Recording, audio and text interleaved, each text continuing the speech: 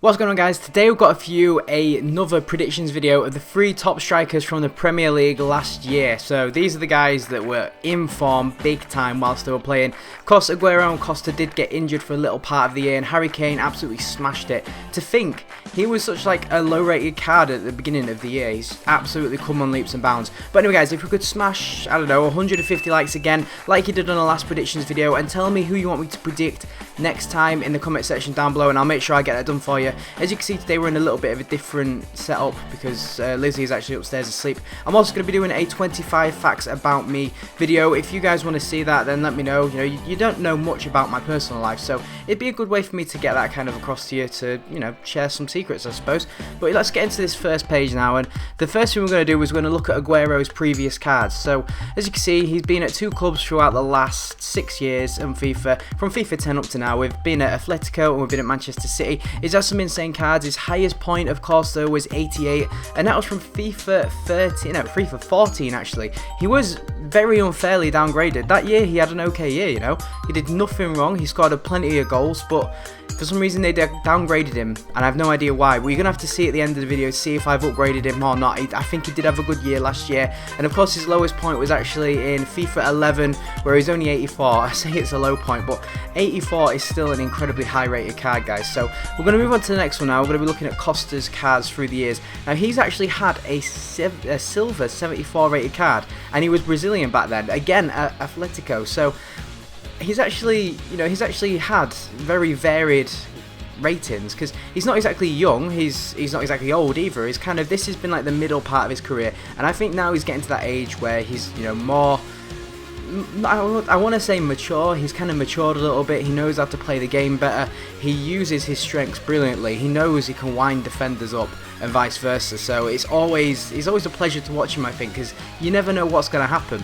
But he actually did have a really good non-rare card in FIFA 13, the Brazilian one for Atletico. I actually really liked that card. It doesn't look anything special, but I did use that quite a lot, especially for Nations on Vacations, which is a very old series now. We're going to move on to Harry Kane, and I've only got a couple of years old with his cards, because he hasn't actually had that many prior to, I think, FIFA 13. As you can see there, he did play for Norwich. He was out on loan that year.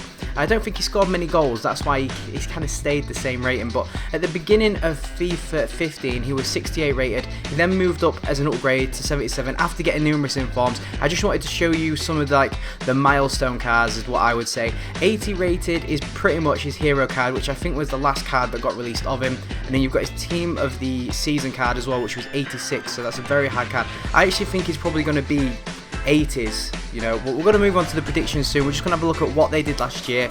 You've got all the BPL apps, BPL goals, cup apps, cup goals, European international apps, so that's like not Copa America and like Aguero playing for Argentina and stuff. It's the intercontinental cups, you know, like the Super Cup, and there's something else that where the top league, the top cup winners from one continent plays another from another continent. I can't actually remember the name, it's completely like lost in my head.